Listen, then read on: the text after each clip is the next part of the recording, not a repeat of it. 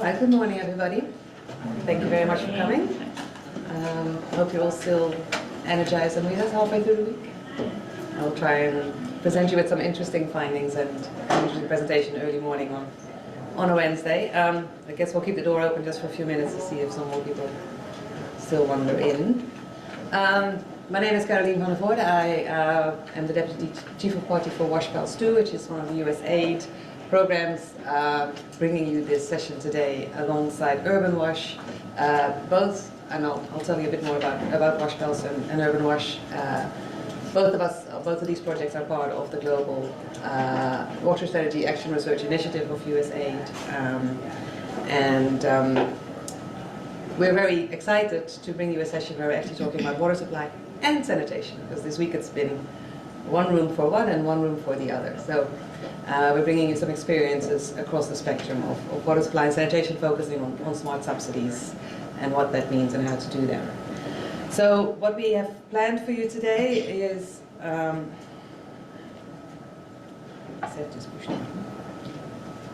we go. It's just a few slides to set the scene on smart subsidies and what we mean by that.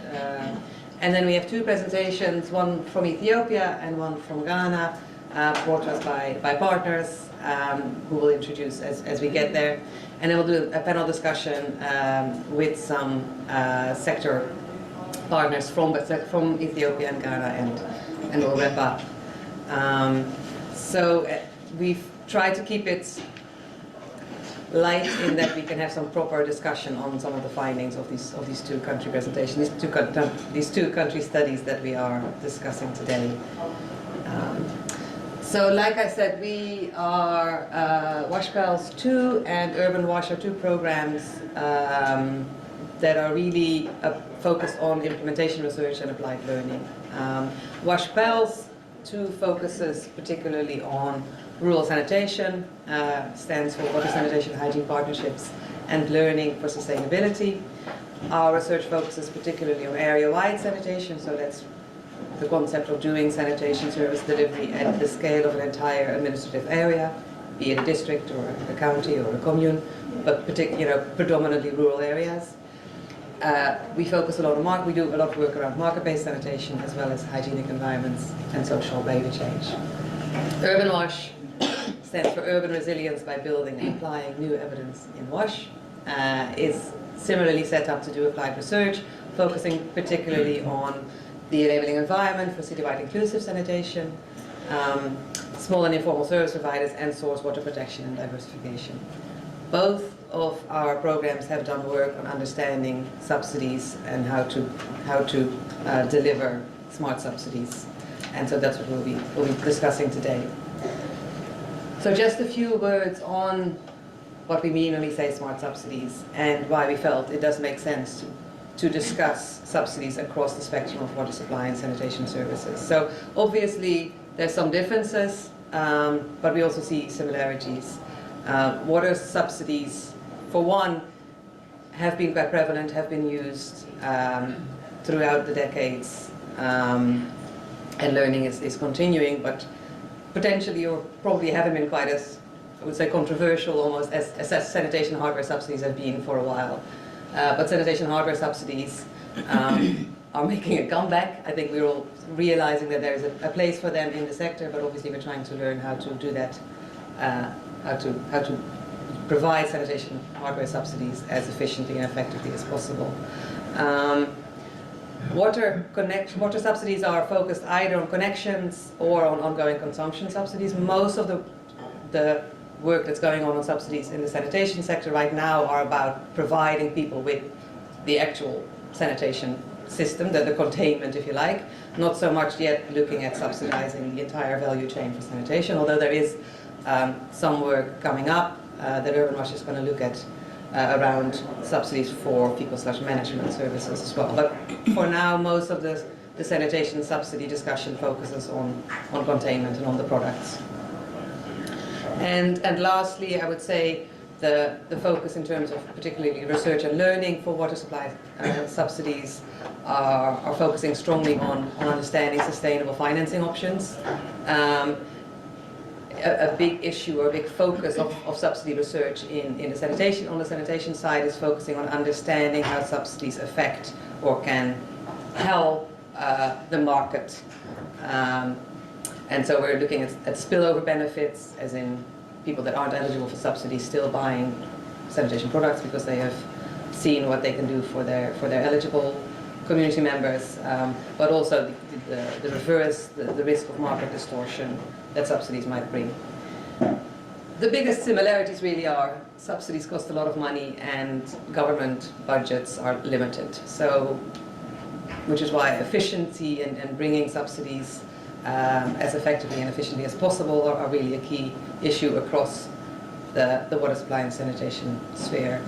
And similarly, there are very sizable populations who potentially need these subsidies. WASHPaLS 2, it's 2, under WASHPaLS 1, which was the first project, a study was done to understand customer segments and their potential ability to pay for basic sanitation services. What this slide shows you is basically that all the segments on the left, in Liberia, these studies were done in Liberia, Kenya, Senegal, and Bihar, India.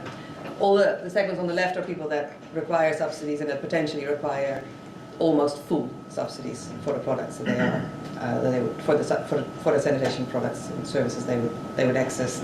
The middle segment are people that would still probably require some subsidy, but might be able to put some funds of their own in, and so might also be able to have a loan or a subsidy and a loan.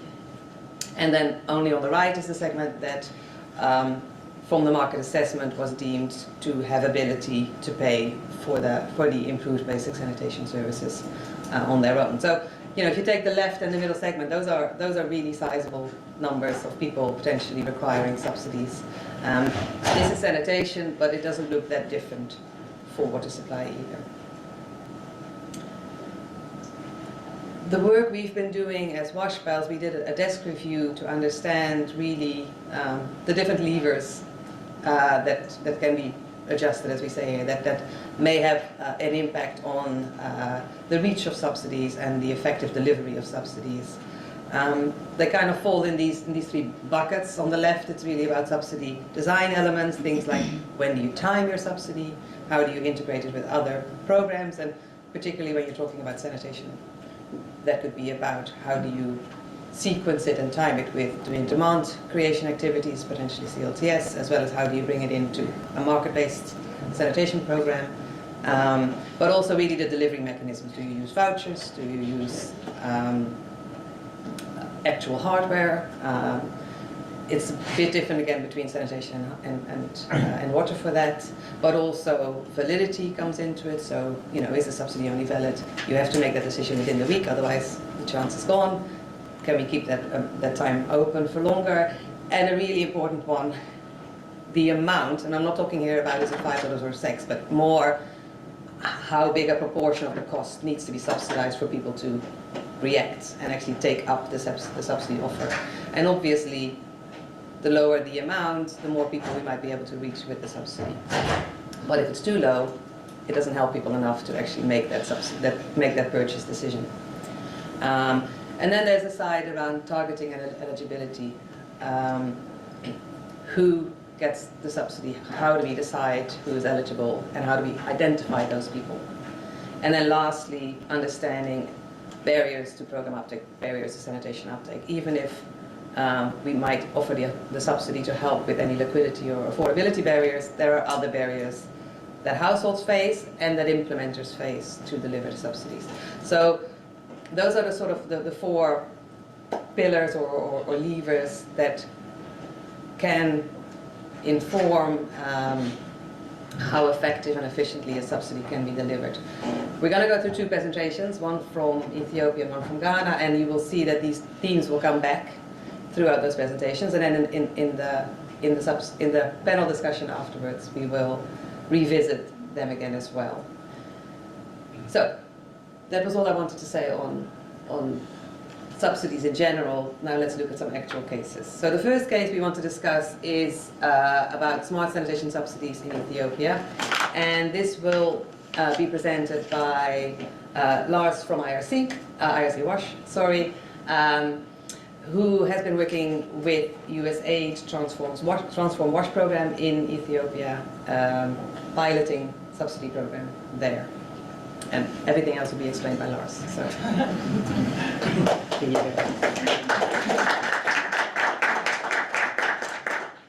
Thank you very much, Caroline.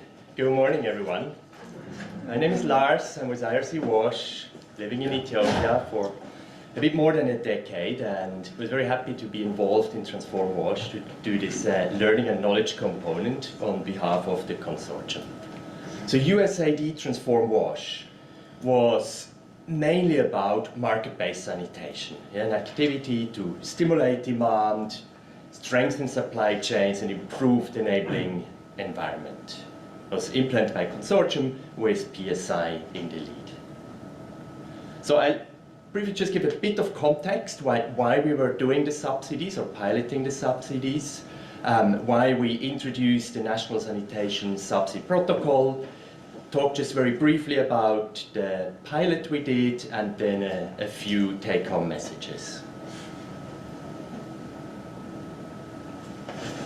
So, that's Ethiopia, the sanitation service ladders. I guess you have seen them many times, but basically showing we still have less than 10% of the population in Ethiopia has access to improved sanitation. And where we want to go by 2030 is 100% safely managed. So it's a long way to go, about 22 million households that still need to invest and construct improved latrine in Ethiopia. So Transform WASH, market-based activity. We're very proud having all those products sold, more and more every year, about 220,000 in total. Yeah, still 1% of the 22 million that we need to reach. And we saw some good progress, like this graph here basically showing when Transform WASH really kicked in 2020, then to 2023, looking at least basic and limited sanitation services, we see a real increase. So we see markets actually do a change, and we can get more people to improve sanitation. However, when we kind of disaggregate and look at the richest and at the poorest, we see quite the difference. Like most of our clients, the customers who bought and improved the toilets are within the wealthier quintiles, while the poorest, we actually didn't see any progress. WASHPaLS 2 also supported Transform WASH in doing doing a willingness to pay study, quite in-depth, and they found that about 11% are willing, of the households, are willing to pay the full price for a concrete slab with a Sato pan. There's others who are still willing to pay quite a bit, but less than the market price. So coming there, it seems like there is kind of a gap. Like with market-based activities, we probably can go quite far, but we won't reach everyone. So with the Ministry of Health, and we strongly work through government institutions, there is some people who already have access to basic sanitation services, and we need to expand the market. We need to make the products even lower cost, even more attractive, that more people can afford. We need to kind of reduce costs. I already mentioned that. That could be through tax exemptions. That could be through other innovations. We want to introduce and continue working on loans to reach the people who can't pay everything at once, but could pay likely through installments. But then we believe that at the very end, for the poorest, we may need subsidies.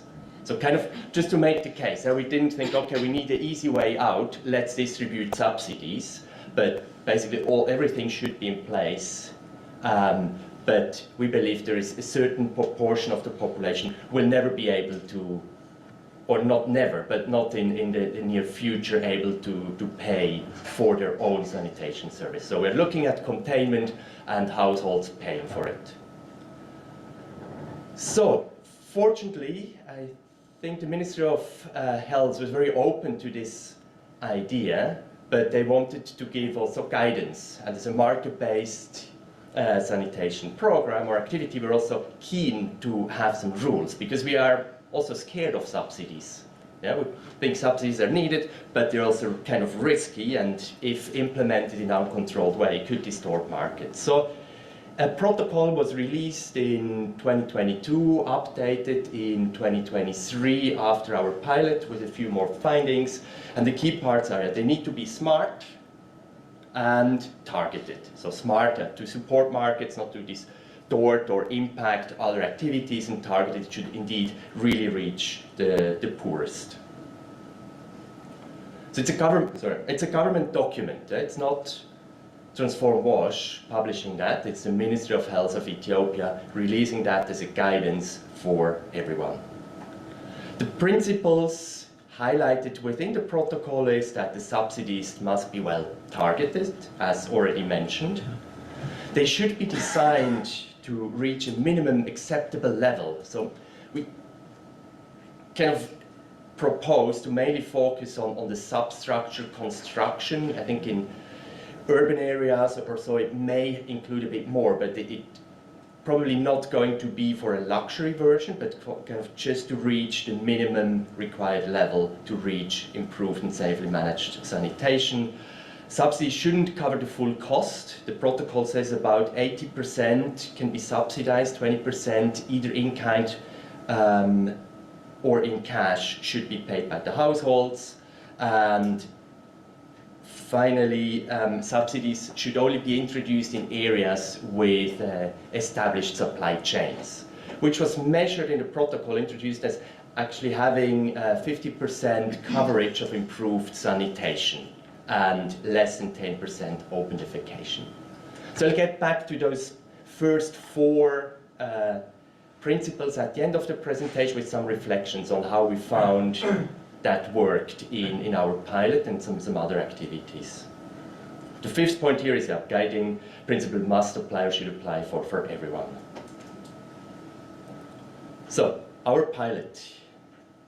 For the ones of you who know Ethiopia very well, it was done in the south, in Sidama region, in 2 districts or woredas, and implemented in 2022. We had a pre-implementation and post-implementation survey to capture some data. It wasn't a scientific research, it's kind of an action research supporting the Transform WASH activity, but I hope that the data is still kind of valid and relevant for decision making.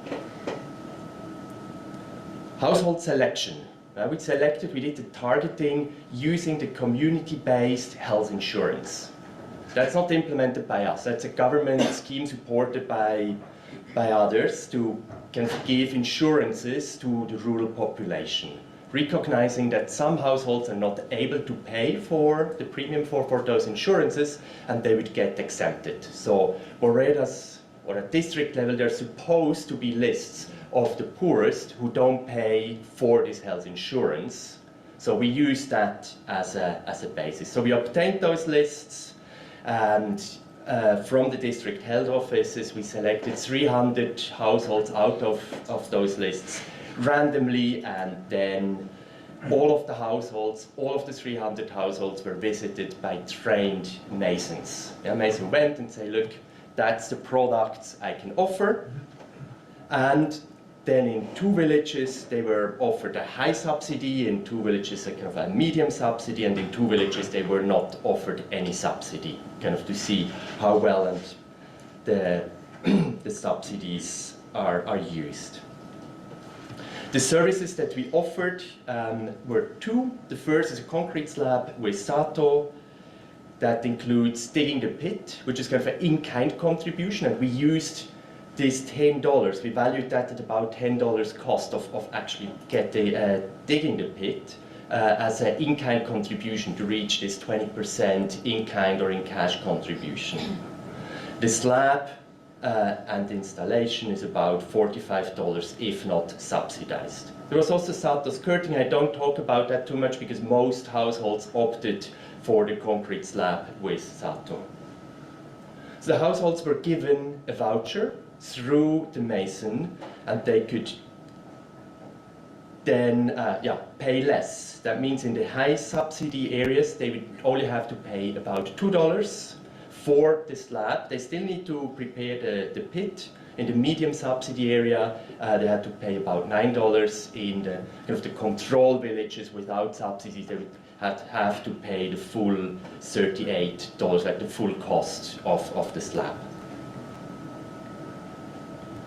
The initial result, or not the results we saw in our survey, is that if there is no subsidy, over here, not much change between baseline and endline. Yeah? Still, no one having access to at least basic sanitation. Some households may have been motivated by the visit or pushed a bit to build their own unimproved latrine, but no big change. Medium subsidy jump up from 2 to 40%, for the high subsidy went up to 60, 61%. I think interesting to see here is that despite the really high subsidies, we still didn't reach everyone. On the other hand, we reached a good proportion. Like at the moment we are at 10% improved sanitation in Ethiopia. Here with the high subsidy we may be able to push it up to 60%, which is a huge change, but not yet 100%. So, also aware of time, let me move to the take-home messages. And as promised, getting back to the principles. So the first principle was subsidies must be well targeted. So, targeting, yeah, it remained overall in the pilot, but also in some other activities we did afterwards, a main challenge. Like to get the household lists from the districts wasn't easy for the community-based health insurance. Sometimes they're not available, or kind of the households are reselected every year and the selection hasn't really been done, and there is at the moment no money to pay for that, so lists may be available in a few weeks or so on. We couldn't fully get the protocol how those households were selected in the first place, and even when we had the list, not always easy to locate the exact household that is on the list. Just a few of the challenges we faced using this existing scheme, which we hoped at the beginning would be a very neat way and the easy way that we wouldn't need to do the targeting ourselves, or not to reassess households and see who is eligible. On the other hand, I think the good news is that the ones that are eligible, we also visit a few non-eligible households. You see here the WASHPaLS quintiles, that among the eligible, we indeed have many or almost all of the poor. And we have very few of the poor households in the non-eligible group. While there's a good number of apparently wealthier households still in the eligible one. They can have different reasons. One reason is that it seems the selection by government was also including widows. And we used asset-based wealth index. So widows may still be living in kind of a house, they may have a bit of assets, but just no income coming in, and therefore considered by government or whoever composed those lists as being among the poorest. But one thing we did in the revision of the protocol then, based on that information, to introduce district level sanitation subsidy team. That district level, there should be a body composing of different actors from government to kind of cross-check, validate the lists of households that are eligible. The subsidies, principle 2, that we should only reach the minimum acceptable level. I think one thing we notice is if we have two options and one is a bit more perceived to have more value, and indeed it was a bit more expensive to construct the slabs, that's the one people chose. I think maybe not the big surprise, but just good to note. Second one is to work with the local service providers, like with the local masons, to find a price that they agree and are willing to do the work. Is a bit of a challenge, because prices change on raw materials. Countries like Ethiopia, prices can hike quite quickly. And also not all households are as easy to reach. And then how do you kind of account for that? That one mason may have to travel further than another one, kind of to have a fair, interesting package that amazing, is willing to take on the contract to deliver the services if a household kind of pays the subsidies. And then, interesting discussion with some government stakeholders about the standard for latrines. We had two regions that were not, they didn't agree, they don't use subsidies. So far we couldn't pilot subsidies because they didn't want just this very basic latrines. They said if we subsidize it should be much more. And then we were kind of at the level of $300 per toilet, and I think from our side we didn't agree to move ahead with that, but I think an interesting point of discussion when it comes to like what is being subsidized. Is it really the minimum acceptable level, which is in Ethiopia at the national level, but at the sub-national level some disagreement with that principle. Subsidies should only cover a proportion of the overall costs. Yeah, as I mentioned before, we use the in-kind contribution to meet that. Interesting to note, and I mentioned that before, even with a high subsidy, we didn't reach everyone. And that informed one small revision in the revised version of the protocol that really the poorest of the poor, there is some ways that at least maybe 10% out of the eligible households, government stakeholders could decide these households can actually go for 100% full subsidy. And then the last one is about the well-established supply chain, which I guess all of us and everyone agrees that's an important point. But what criteria to use to measure a well-established supply chain had some controversy. And whether it's the right thing to measure whether there has been 50% of improved latrines, whether that's really needed. Like, do we have to wait until a district reaches 50% coverage until we can introduce subsidies, is kind of questioned, and I think happy to have WASHPaLS doing another study to answer exactly that this question on when subsidies could be implemented. And the challenge there, at least in the Ethiopian context, is that if you look here at the numbers for eligible and non-eligible households, yeah, we didn't have this 50%. Even so, the official data we received at the beginning to select the Woredas, Woreda health officers communicated, no, we have 50% coverage. Please come, please do the subsidies we fulfill, we are ready to go. Yeah, then in our baseline, we kind of established we are not actually there. So I hope there was a valuable small input for then further discussion later on. I'm happy to discuss more during coffee breakers if you want to learn more about the subsidies in Ethiopia. Thank you very much.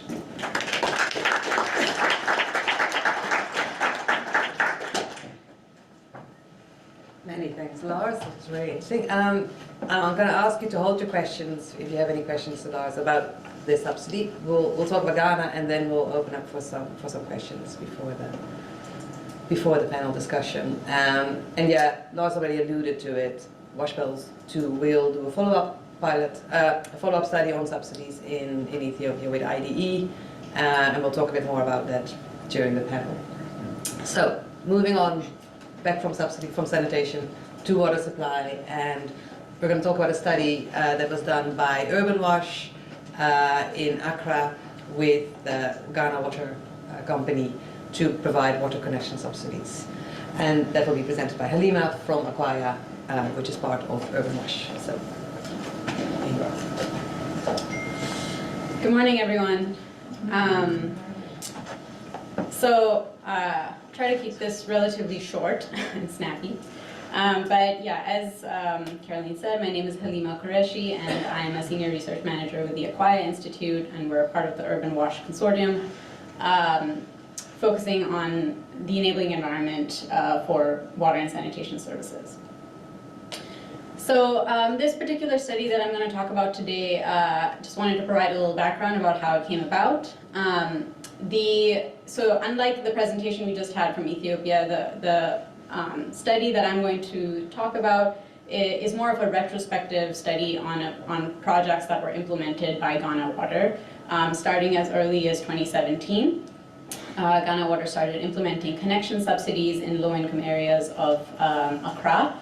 And when we spoke to Ghana Water about kind of what their needs were and what their knowledge gaps were about these subsidies that they had been implementing, there was kind of a need to elicit lessons from these subsidy projects and understand what had worked well and what hadn't worked well and what they can do moving forward. So that was really the basis for this project, and where we began to kind of try and understand, okay, what has Ghana Water already done and how can that inform future programs. So just to explain a little more about what Ghana Water had done prior to the Urban Wash study. Basically Ghana Water had been funded by a couple of different donors to implement connection subsidies. And maybe I should just take a step back and define what a connection subsidy is, just so everybody's on the same page. But a connection subsidy, typically a connection in Accra, a connection to the pipe network. So having a tap in your compound or yard, in your compound or house, would cost a household between 1,200 Ghana cedis to 4,500 Ghana cedis. And that amount, as the previous slide was alluding to, is typically not one that many households are willing or able to pay. So a connection subsidy will essentially just lower the cost of that one-time upfront payment. Ghana Water distributed these connection subsidies and basically installed roughly, as it says here, 16,000 new subsidized connections across Accra and across 4 subsidy projects here that were all kind of distinct, donor-funded, time-delimited. And so, the amount that the amount of funding that they were given under each project kind of determined how many subsidies they were able to deliver through those projects. This table starts to get into a little bit of those subsidy design elements that Caroline was talking about earlier. Some of them, the fee structure was different from some of them because, Ghana Water was already learning between the first projects and the second and the third projects, and they were making some iterations to their fee, the amount of the subsidy that they were offering, whether or not they offered installment payments to households, so shifting from the kind of one-time payment to multiple payments. And so that's essentially what this table is trying to capture, is those kind of slight differences in subsidy delivery design. In terms of how these subsidies were targeted, Ghana Water decided to use geographical targeting in order to deliver these subsidies. And there was a lot of thought and reason that went into this approach to targeting. It was essentially a way to try and maximize kind of the delivery and uptake within the amount of time that they've been given by donors to achieve certain targets. And the goal was essentially to increase access to pipe water. So if anybody here who's worked on subsidy delivery will understand that targeting is one of the most complicated pieces, as we were just hearing even in Ethiopia, and identifying low-income households is extremely difficult. So the geographical targeting approach is one where you actually select communities that will receive subsidies, and then when you go into this community, everybody is eligible essentially to sign up and receive the subsidy. And that's what Ghana Water did. They put a lot of thought into how to select communities, and then they distributed these, and then all households within those communities were essentially eligible. The kinds of mechanisms or variables that they used to make these decisions, I've listed some of them here, but it largely focused on access to water and sanitation. So the proportion of the community that already had access to water or not, the proportion that had access to their own sanitation facilities. And some of these indicators are also, it's important to remember, these are donor-funded projects. Donors have different kind of outcomes or agendas they're looking for. Some of these were, for example, some of these projects took place during the COVID outbreak, so health was a really important indicator for some donors. Another one was a combined water and sanitation project. That's why sanitation indicators were also important. So there's kind of a mix of variables that were considered, and the ultimate outcome was really just to really increase the proportion of the community that had access to water on premises within their households. So when our project came in, we wanted to try to understand, well, you know, there was a particular outcome that had that Ghana Water was aiming for based on discussions with donors, as well as with local government officials and the ministry and other folks who are also involved with these projects. But knowing what we know about subsidies and kind of, you know, how targeting it can be really difficult, we were interested as Urban WASH to kind of understand what the profile of these communities look like, not when you're considering kind of just proportion with access to water and sanitation, but also in terms of wealth. And here again, we, similar to the Ethiopia study, used a definition of household wealth that was based on assets. So we used the Demographic and Health Survey to determine household wealth based on assets. And we distributed, or we conducted surveys in about 20 of the 40 communities that Ghana Water had distributed subsidies in to kind of create these community profiles. And that's kind of what you see on the right over here, is just a brief, just kind of a visual of where, how these communities shape up in terms of what the proportion of wealthier households is versus lower income households. And again, we're defining wealth in terms of asset, not necessarily in terms of access to water and sanitation.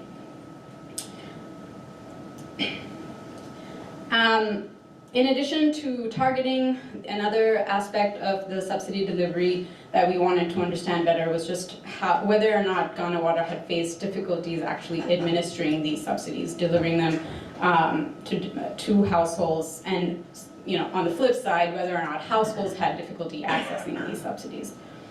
And we, this was kind of through a mix of both focus group discussions with Ghana Water staff, as well as community focus group discussions with households in these communities that had received the subsidies. And in addition, finally, we also did conduct a willingness to pay study to understand what households who were not connected were willing to pay. So it's just, this is kind of a laundry list of all the things we learned, and I'll try to walk through them a little bit. You know, one of the things that we found out in terms of the challenges faced by Ghana Water, and you know, you'll hear more about this in the panel discussion from Ghana Water themselves about the difficulties of administering subsidies. But under these subsidy projects, because the desire and the uptake was so high, Ghana Water staff were having to kind of install 6 times as many connections as they usually have to within a very short period of time that their donors had given them in order to install these connections. And they frankly didn't have the capacity to actually make all of these connections in that short amount of time. So that was just one very kind of, I think, an overlooked piece sometimes in donor-funded projects is like, does the organization actually have the capacity to construct this much in this much time? Another one kind of related to actually timelines was that Ghana Water had used a kind of first come first serve approach to households who to delivering these subsidies, meaning that they'd you know, their donors had only given them so much money, so they had quotas of subsidies that could be delivered within each community. And when they went into these communities and, you know, did all of the community engagement, awareness building, they still had kind of a limited number. There were less subsidies that they could give out than people wanted, and so they had to have kind of a cutoff at some point. And the way that worked in practice was that whoever signed up first kind of got the subsidy. And unfortunately, this kind of time-delimited approach can lead to some challenges in terms of, you know, not every household is convinced that a subsidy is even being offered. A lot of them have skepticism. They don't know that this is really a project, and so that kind of leads to this wait-and-see approach where eventually that is a disadvantage to households because they can't take advantage of the subsidy before the quota is filled up. Another one that I'm sure many of you are familiar with is that utilities can only really offer connections, or can allow landlords to sign up for connections, and this is because the accounts have to be attached to properties. And so, but when we again look at kind of the profiles of these communities and who these households are, we find that less than half really, or just roughly half, are actually homeowners, whereas the rest are not. So that is just another kind of barrier to uptake that needs to be considered. And finally, I mentioned that we conducted kind of a willingness to pay study within our survey, and we found that unconnected households were willing to pay roughly 500 Ghana cedis upfront, which, if you remember the chart I showed you earlier, that was kind of the lower end of the subsidy that was being offered. But that was kind of 500 is the lowest, and it went up from there. So that already starts to become a challenge in terms of households accessing these subsidies. But one interesting thing we did find was that households were willing to pay almost twice as much when payments were spread out over 12 months in that scenario. And so we do think that has some interesting lessons for Ghana Water to consider in the future. So I'll just end on this note that the majority of households we spoke to who were not connected under these subsidy projects expressed a great amount of interest to be connected. Everyone wanted, obviously, a piped connection on premises. A second part of the study looked at kind of the benefits that households gained by having a piped connection on premises, and kind of confirmed that there were many, especially time-saving benefits for households. So it's not surprising that many of them are interested and would like to get a connection on premises, but it does just kind of underscore the need to continue expanding these subsidies and reaching unconnected households. So I'll leave it there and happy to answer any questions.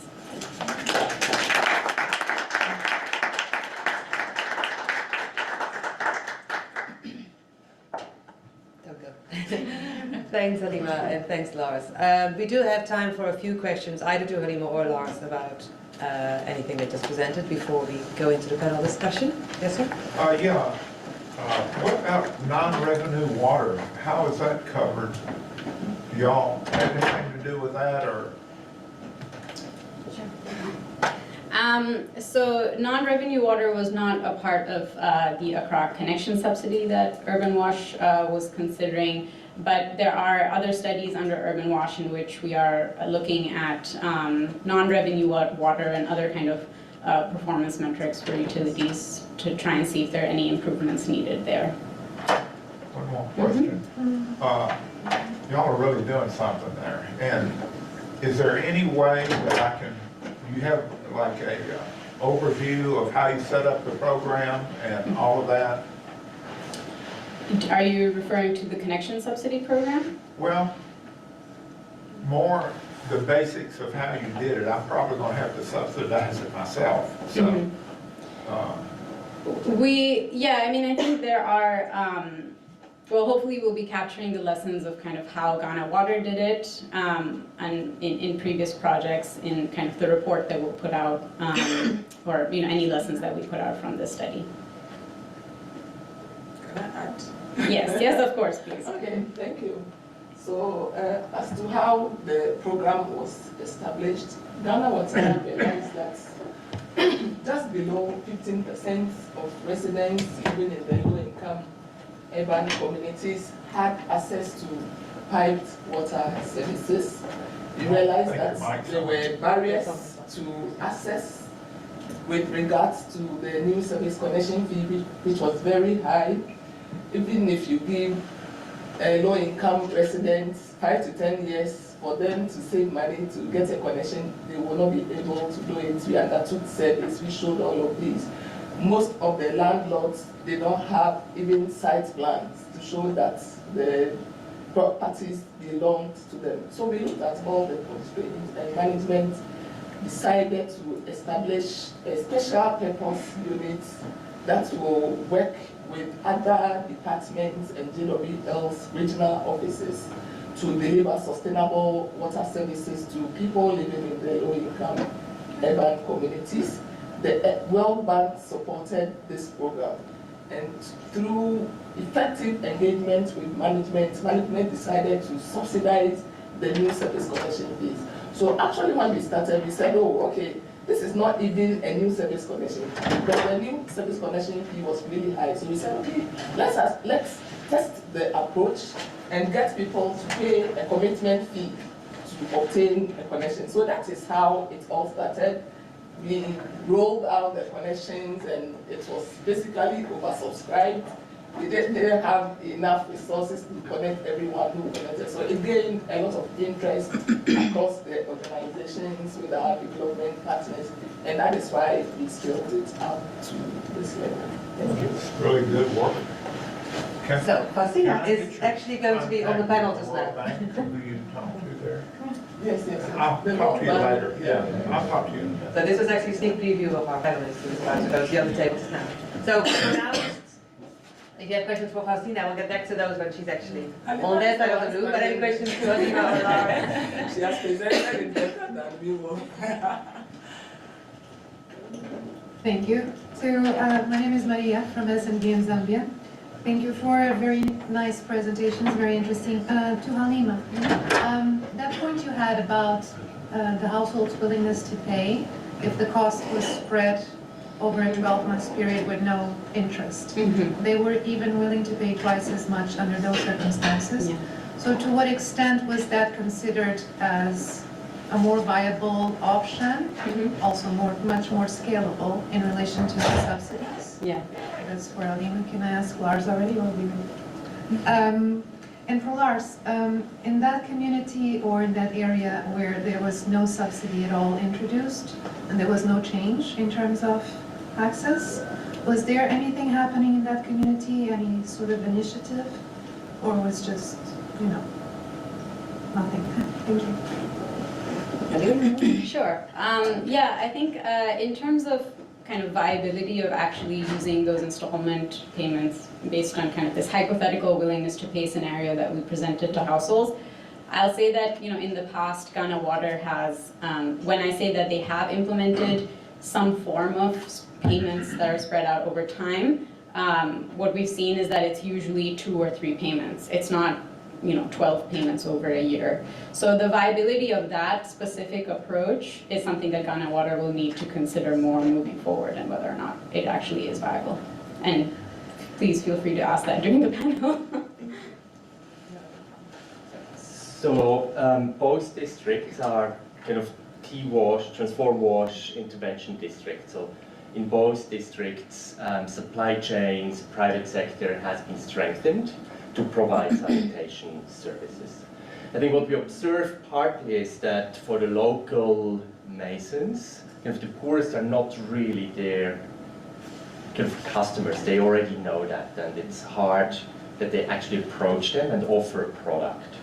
In the pilot, we really ask them to go door to door, also including the poorest, and making the same sales pitch as they would do for other households.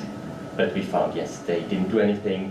In one of the districts, fortunately, we could already do the blanket subsidy, like they were then included in a second wave. This other district, not yet. I hope that that's going to happen at one point. I'll take, sorry, I'm just going to take you, and you've already raised your hand. And then we're going to go to the panel, and then we can always come back. Thank you. My name is John Akudago. When you refer, and I work for Habitat for Humanity, when you refer to low-income communities, who are the low-income community people? Are they those who are living in informal settlements, or they are people who have bought their own land, built their homes, and they are living as low-income people? That's the first question. And if they are low-income people, maybe from the informal settlements, how did, because I know it's always a struggle to have people living in a place where they don't have permits to live there. So how did you factor in that into the desire to have connections, that you have the 94% interest? Thank you. Sure. Yeah, so I actually have this, oh, never mind. I had an additional slide with a map.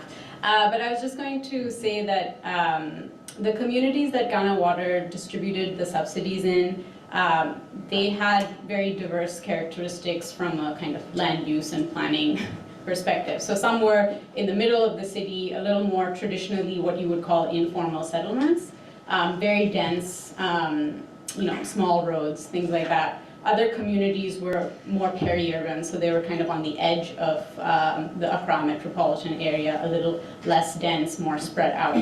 So there was no typical community in that sense. But to get to your real question of like, what do you do when people don't have sight, when they may not have titles to their land in case they're in an informal settlement. So Ghana Water did recognize that, and they did essentially remove the requirement for site plans in order to request or apply for a connection. So that was how they kind of navigated the land title issue and allowed households to apply for a connection. It's still like the person who is owning the property who needs to apply, or the landlord, but they don't need to show a title in order to apply for a connection. That's how they've been navigating it. Quick question to Lars. When the sales pitch was done to those villagers, they were all done more or less at the same time of the year, or they're spread over the year. My question is, maybe you go, if you go to my home, if you go some time of the year, I have so many things to pay that I don't want to spend a new thing right now, but if you come in my home 3 months later, well, we can think about that. So just to understand if it was taken into account. Yes, thanks for the question. So all the sales pitch was done within just a couple of weeks, and was only 300 households and quite a few masons that were involved. And indeed, likely one of the reasons why even for the high subsidies we didn't reach more than 60%. I would argue if we give more time, we would also reach more households who would invest. Thank you very much, Lars and Halima. So we're going to move to panel, but we're going to stick with the same cases. So we're bringing people to the front who from Ghana and Ethiopia, so we're not completely shifting focus, so we can continue on the same information. So I'm going to introduce Miriam Atto, who is my colleague from Urban Wash, who will be facilitating the panel. And in the meantime, while she's presenting the panel members, maybe you can come make your way up front. Thanks, Carol. Hello, everybody. If our panelists can come to the stage, please. So we have Michael Negash. He's the Chief of Party for USAID's Transform WASH and Director of PSI Ethiopia. We have Martha Ibehu, who's the WASH Director for ID Ethiopia. We have Faustina Wache. She's the Chief Manager of the Low Income Consumer Support Department at Ghana Water Limited, and Jesse Shapiro, the Environmental Health Team Lead and Senior WASH Advisor, the Bureau for Global Health at USAID. So I think you've heard quite a number of exciting findings from the presentations, and I think that it's really clear that the sector resistance that has been traditional around subsidies for both water and sanitation, we're seeing that that is decreasing, and really related to the fact that we need to make significant strides towards achieving our SDG targets. And so I think that we're all generally convinced of the importance of subsidies, and that there are significant benefits that we're seeing if you look at sanitation subsidies, with increasing the quality of products that poor households are receiving, also the potential for spillover for even non-eligible households, but also reducing the reversal of open defecation. And these benefits are similar for water subsidies as well, where we're seeing improved livelihoods, and this related to the fact that your households are paying less for water connection, but also they're spending less time collecting water. They have low reliance on alternative water sources, which oftentimes are costly and unsafe. But the underlying assumption that subsidies can reach everyone that needs them may actually be false. And this is because, as we noted from the findings, there's a significant population of households that are still in need of subsidies. And governments and donors have very limited financial resources to actually meet this scale. But in addition, as we heard, there are design and implementation challenges related to targeting and so forth.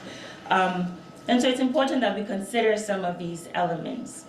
And so one of the key questions that came up from Laz's presentation is the issue about timing and how we determine actually when to distribute or deliver subsidies, particularly for sanitation. And should subsidies be sequenced after other interventions, or should we integrate them simultaneously with programming approaches such as CLTS and MES?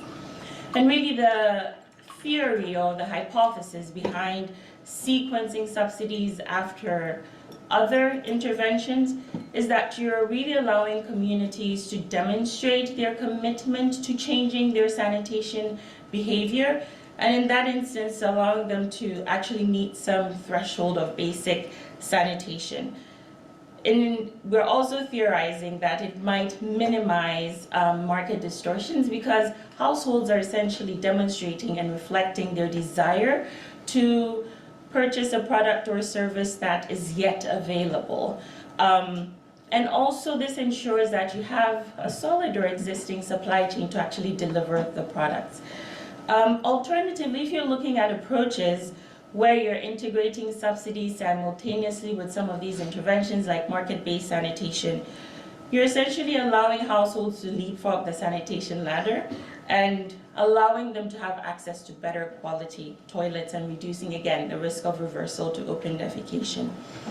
And so, as Caroline alluded to, WASHPaLS is planning for a subsidy impact evaluation study where they're actually going to look at some of these issues around addressing the effects of subsidies when they're integrated with intervention approaches like market-based programming. And so I'm going to direct my first question to you, Martha. If you're able to speak a bit more about the Ethiopian context and how this upcoming study can really contribute to filling this gap around understanding some of the timing issues related to subsidy design. Yeah, thank you.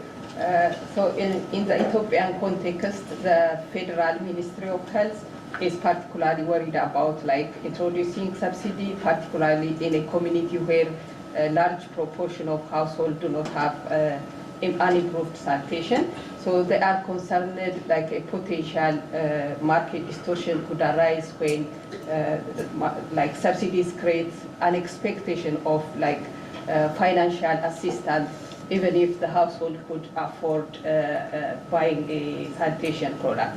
So our study in Ethiopia, in partnership with USAID as part of the WASHPaLS 2 program, so we'll investigate this question of whether demand-side market distortion could happen within a subsidy program. So the study is a two-arm cluster randomized control trial. So the village will be randomized, assigned to control and treatment groups, and also the treatment group will receive targeted subsidy with market-based sanitation, but the control group will receive only market-based sanitation. So this design allows us to assess the direct effect on the direct effect on subsidy eligible household, and also it allows us to detect any indirect effect, potentially the negative spillover, such as ineligible household in the treatment group, potentially reducing their likelihood of purchasing a latrine due to the sanitation program. And also, conversely, it could also reveal positive spillover, such as increased demand among non-poor households, influenced by changing social norms, or learning about the benefits of latrine from the eligible, the subsidy eligible neighbors. So by comparing these outcomes between ineligible household in treatment and control village, the study will provide valuable insight into whether the targeted subsidy actually enhance or potentially hinder the overall market development for improved sanitation. So we have some evidence whether which shows that subsidy do not lead the feared like demand side distortion. There is some tentative casual evidence from Cambodia and Bangladesh, which shows introducing subsidy at the same time, like with other demand boosting intervention, will not lead yet have like positive spillover effect or mild effect. So as the Lara last mentioned in the presentation, the Ethiopian National Sanitation Subsidy Protocol actually currently recommends subsidy should be only for introduced in the Warada or district which has at least 50% of sanitation coverage. So, however, like the threshold was based on the study in ID Cambodia, that may not be aligned with the Ethiopian context. So, the government now currently in Ethiopia, they are open to further evidence to inform threshold, what threshold really makes sense for Ethiopian context. For instance, in the Warada we are working, like ID is implementing, the threshold, like the coverage is less than the threshold. So, and also the study we are going to conduct, the sanitation coverage also below the threshold, which is between 20 to 48%. So the study will therefore provide empirical evidence to inform whether the current 50% threshold is needs to be adjusted or reconsidered. Yeah, thank you.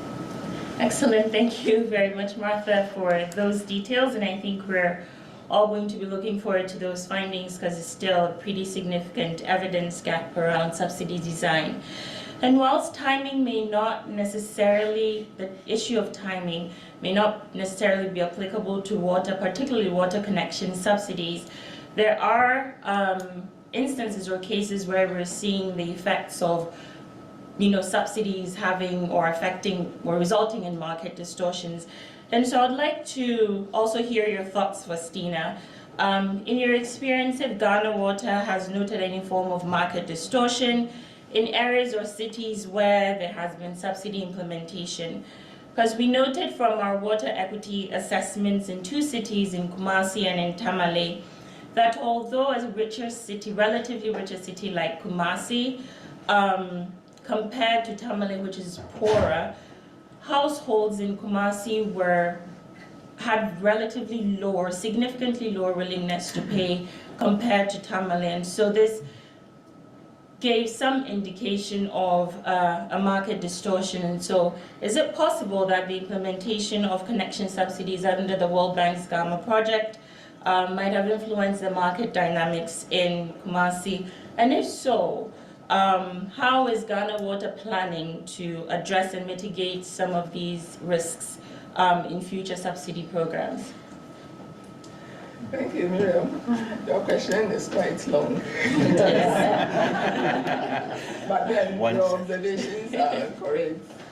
In cities like Kumasi and Tamale, we have actually noticed market distortions related to subsidies.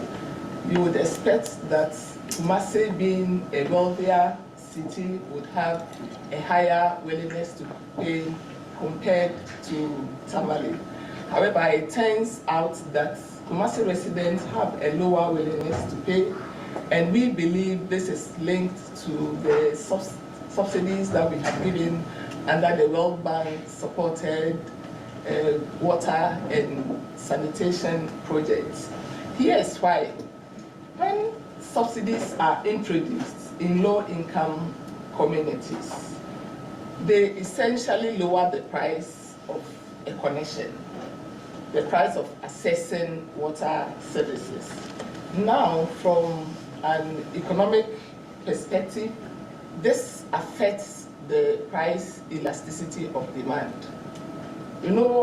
Demand for water is inelastic, so a small increase in price will not limit people's ability or people's willingness to opt for a water connection.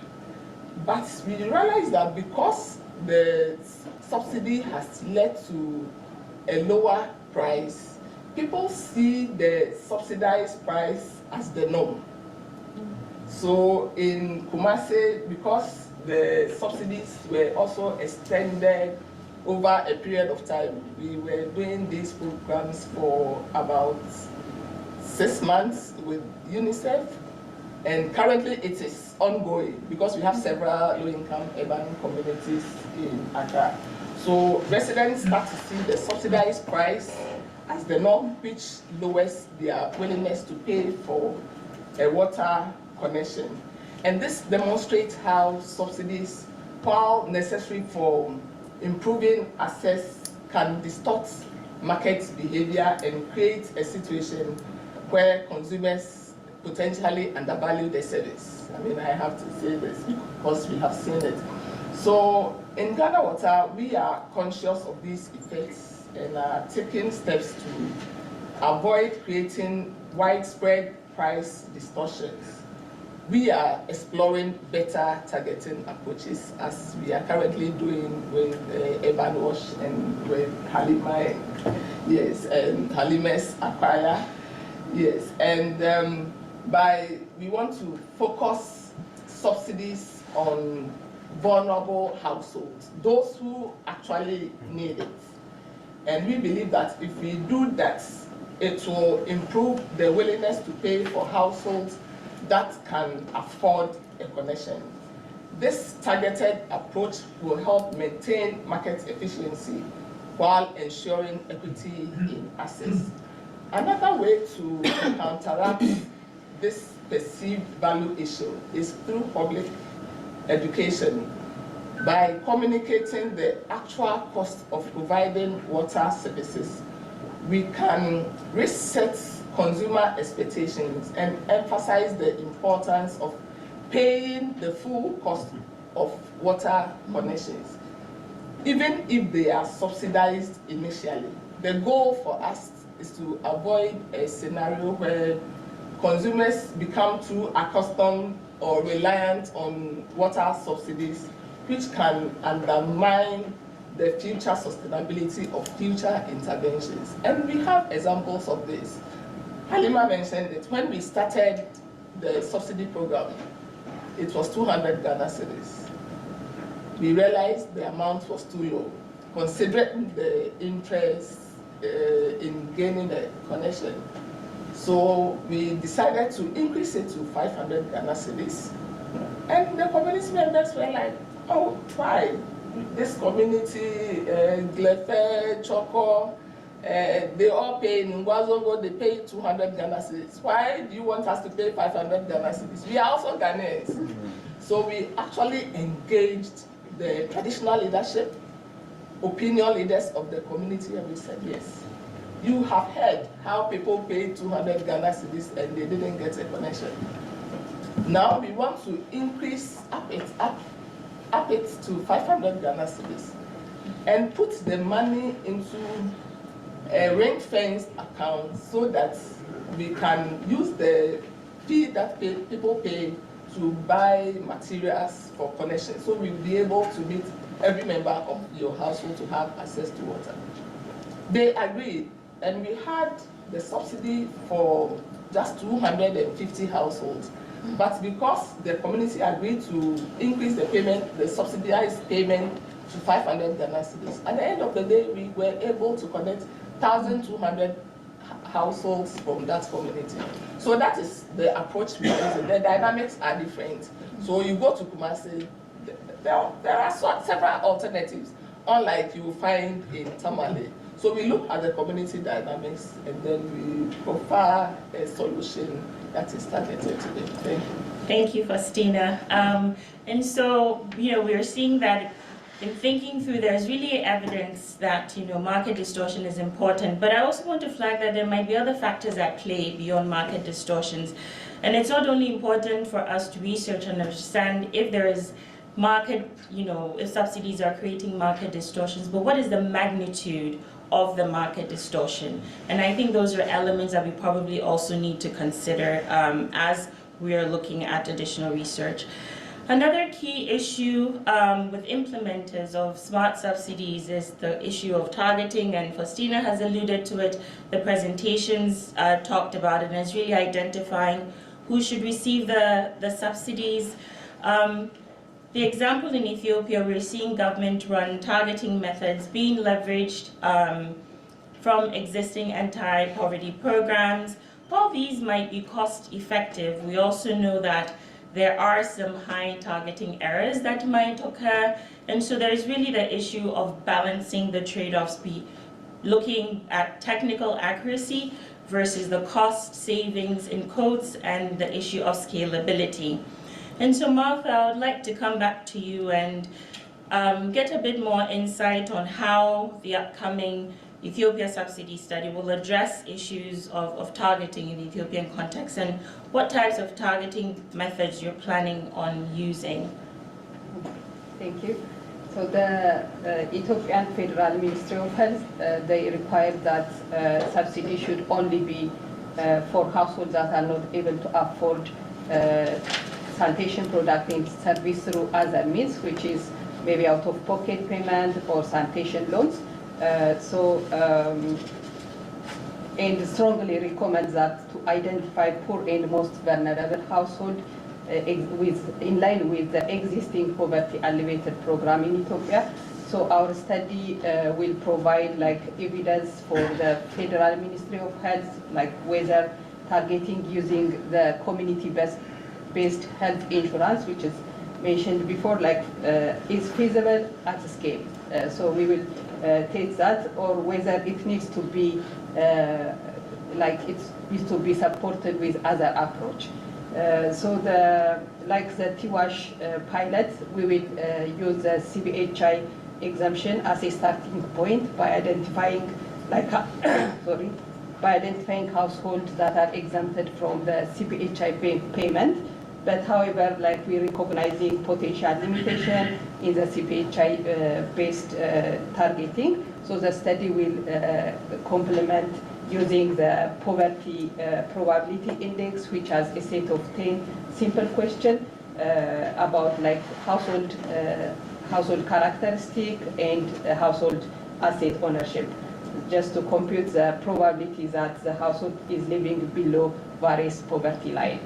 So during the household listing, which is currently ongoing, so we will collect data both for the CBHI exemption data status and also the PPI score. So if like the CBHI based targeting result in high rate of exclusion or inclusion errors compared to the PPI based prediction of household in the bottom to income quintile, the targeting strategy will be revised or like adjusted. So for instance, like if the CBHI exemption is more poor household, the PPI data will be used to supplement the eligible pool. And also conversely, if the CBHI exemption includes too many households, like too many non-poor households, so the PPI data may be used to refine the selection. We will refine the selection. So allowing for this combined approach, which is balance between leveraging the existing system and also improving the targeting accuracy, we will use like the combined approach.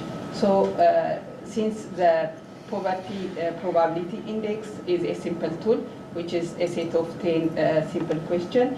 So if we find that this PPI is needed for targeting, we will recommend the Ministry of Health to consider routinely collecting this data for various government poverty alleviation program. Yeah. Thank you very much, Martha. And I want to make sure that I get to the gentleman. I haven't forgotten about you, and so it's fine. You're fine. And so I have one follow-up question for Faustina. And so Faustina, if you could keep it succinct, that would be great, so I can get to the gentleman here. We recognize that a lot of the burden with implementing subsidy connection subsidies really falls on Ghana Water. And so it'd be good to understand like what Ghana Water considers when they're making the decisions about targeting approaches that they'll use, and how they consider the trade-offs between these different approaches. Thank you, Miriam. Thank you for the question. It is true that much of the burden of implementing subsidies falls on utilities like Ghana Water. When we consider how to target subsidies, we carefully weigh or navigate the trade-offs between means testing and geographic testing to ensure that we effectively reach the most vulnerable populations while maintaining operational and financial sustainability. I'll put those two in quotes. We are a water utility, and we should be able to finance our business because government doesn't support us. Our first consideration is equity, ensuring that the subsidies benefit those who truly need them. In terms of means targeting, this approach allows us to specifically target households based on income or socioeconomic status. We failed miserably in using the income criteria because people were not fair. When you ask Ghanaians how much they earn in a month, some say, oh, when you tell them the actual amount you earn, your water bill will go up. Others also say, well, if I earn 500 Ghana cedis, why should I tell the surveyor that I earn? They will increase it. So we were not getting fair information. And so we decided to use proxies such as access to sanitation and access to water supply infrastructure to identify communities that need these subsidies. And so communities where more than 75% of residents do not have access to toilets, those who are not connected to the utility means, and communities where a large percentage buy by the buckets are clear indicators of vulnerability that we use. So these communities are prioritized in our community engagement program. But so we try to balance technical accuracy and increasing returns on investment. That is where we put the greatest weight in identifying these areas. Thank you for those learnings. I'm sure that there's still areas where we need to think about improving our targeting approaches and some of the implications of utility objectives that have on this. And so I'm going to turn to Michael now. As we noted in the presentations, there's this issue of scale and how we're going to close that gap. There's this huge population of households that still need subsidies, but we really don't know how to fill that gap. And so, Michael, if you could speak to what are some of the adjustments that can be made to approaches such as market-based sanitation and even the subsidy protocol in Ethiopia that could help not necessarily fill the entire gap, but reduce the current gap that we have? Okay, thank you so much for the questions, and I would like to ask apology. I'm delayed. I have not heard what Lars presented, but I know it. So regarding the gap, the strategy that we set as Ethiopians, the very important is reduce cost of product and service is very important in order to reach the poor who are unserved through different strategy. One might be tax exemption is very important because it is contributing to the cost, to the high cost. So as Ethiopian, we have had a very good discussions and some strategy we set with the government to reduce or avoid tax for sanitation product and service, even if it is underway. But there is a very good discussion with the Ministry of Health and also the Ministry of Finance. So and a WASH strategy have been already designed as a country, not only just for sanitation, but what water is as well, how we can collectively exempt tax for these products. And the other important element maybe, I think, improved design of sanitation product. That makes sense to reduce the cost of sanitation products. So working with different manufacturers and as well as masons and also designers who are really contributing to the sanitation products that make sense in order to reduce the cost and reach the unserved community as well. And not only this one, not tax, but technology options are coming with different technology options are really important. And so with the Transform WASH era that we have worked for the last 8 years, whenever we have discussed with the community, and instead of coming with expensive product, a new product for them, they might be happy to come up with upgrading the product that they have with a minimum price, with a lower price. So that is why human-centered design is quite important and bring in order to make a change and also help the unserved people to get sanitation and service. And the other important element is the mass production is also another important area, which is working with maybe a big company and bringing them to produce locally in the country. So that make another important area. So we are working with, for example, South Africa. So they are now producing products with a lower price as expected to, as compared to the imported products. So we are also negotiating with Lexil as well in order to again producing that in the local.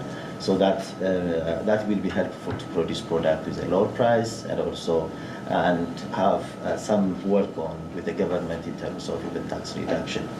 So the other area which is again quite important in order to serve the unserved is loan and saving access is very important. So working with microfinance institutions and other modalities of loan access like VSLA, service-led kinds of thing, and also blended kinds of financing, which are now experienced in Ethiopia. It's not only just Transform WASH, but a lot of organizations have been engaged on that, like to mention few, like MS4G, USAID funded product, and also others are now working on finance blended. So with 5-6 big microfinance institutions, and also not only just a revolving fund like this, a matching fund is another important, because these private microfinance institutions have a lot of fund. If they get some matching contribution, they can maybe allocate a little bit bigger than even the fund that we get. For example, the market for sanitation, which we have newly a new project, it's a follow-on of the Transform WASH project that we have. So we have already agreed with one of the microfinance institutions which is big in the country, the Vision Fund, just allocating 500,000 USD, but 100, and it's almost tenfold are contributing from them to reach a larger community. So that is how we can engage even with the private sectors to allocate the finance. So in short, innovation of low-cost kinds of product, but desirable product is quite important. So financing and also through innovation and other things might be contributing, and a very good strategy to reach the unserved beyond subsidy and as well as other ways of working. Thank you. Right. Thank you very much, Michael. And so I'll give the last question and final remarks to Jesse. And I guess related to the issue of financing and us being able to address the scale issue, but also the cost implications that come with that. With the role of a donor like USAID, how do you envision that some of these key challenges around cost and scaling up subsidies, particularly for rural sanitation and urban water services, can be addressed when available funds, particularly aid funds, are quite limited and actually on the decline? Yeah, thanks, Miriam. Hopefully I don't get the last word. Hopefully there's some time. I'll try to be quick, so there's some time for questions maybe. I'll make a quick couple points. I mean, I think the first is the way the session got introduced. They mentioned sometimes we see subsidy as a dirty word, and I think we need to get rid of that, particularly in the sanitation sector. It's not so much in the water sector. There's already subsidies everywhere. They're pretty common, and I think the biggest issue is that often they're not going to the ones we want to reach with the services. And so you've heard our colleagues in the presentations talk a lot about targeting. I think this is about, we need to redirect them to the right people. So that's really the first point. The second is I think we need to help institutionalize this. We really need to go into subsidies with our eyes wide open about what they are and what they're not. You heard the presentations and our colleagues here talk about how much time it takes to do them, how difficult targeting is, how much they need staffing in place to actually implement them. I think when we look at the cost of delivering a subsidy, it's not just the subsidy cost that's an issue, it's also the cost of administering it, delivering it, implementing it. In some studies we did under some other projects, we see that that cost can almost be equal to the cost of the subsidy itself. So you need to build those costs in if we're going to institutionalize them into budgets. You need to build that timeline into budgets. And we need to find ways to be more efficient with them. One of those ways is what great examples we heard from today is like you need to embed that in local systems. So try to use existing poverty identification systems or other methods. That saves a lot and makes it much more efficient. And don't let the perfect be the enemy of good. You talked about that. It's always a balance. Your subsidy program is never going to be perfect. And also, the poor and vulnerable are always, they're not static. They're shifting, right? We see in a lot of countries, families can be poor one month and not the next, you know, and vulnerabilities can change. And so we also need to be dynamic with that. Third, I'll say, I just want to reinforce a point Lars made because I just think it's so critical and we sometimes forget about it, particularly in sanitation, is that we need a well-established market in place before we do the subsidies. We did a study under WASHPaLS where there was not really a well-established market, and we did the subsidies and we reached some people with sanitation, but there was no uptake beyond that. Because the supply chain is just not there. And if we go back to the 80s or 90s when we just did blanket subsidies and there's no supply chain, we find that people stop using them, the latrines fall apart, et cetera, et cetera, et cetera. So I think really depending on an established supply chain and knowing your customer is how we make those be as effective as possible. You're always going to distort the market. Somehow that's the point of a subsidy, but you want to distort it positively, not negatively. And the quick last point I'll make is just to acknowledge and applaud our partners up here and the research project. I think the last part, you have to institutionalize learning around subsidies, right? And we have this great willingness of our partners here to show that they are willing to learn. They learn, they develop a policy, and then they're even willing to learn again and modify that policy. That's really worth applause, and that's really great because that's hard to find, I think, sometimes in the development sector. We just want everything works, right? Nothing ever fails, but we need to continuously try to get better and shift with the dynamics. So I'll pause there. All right. Well, Thanks. thank you very much, Jesse. We're already over time, so thank you.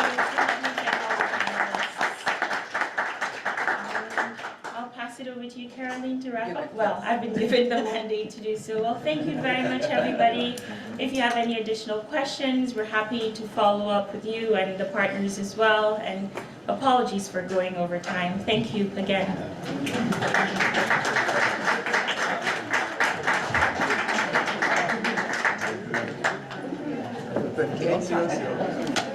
You're perfectly on time. You're on time.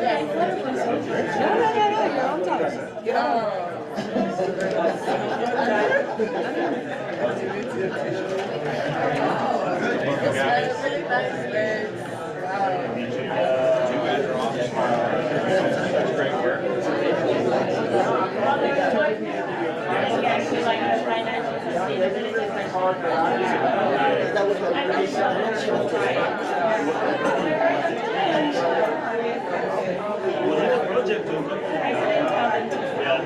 I thought it was good.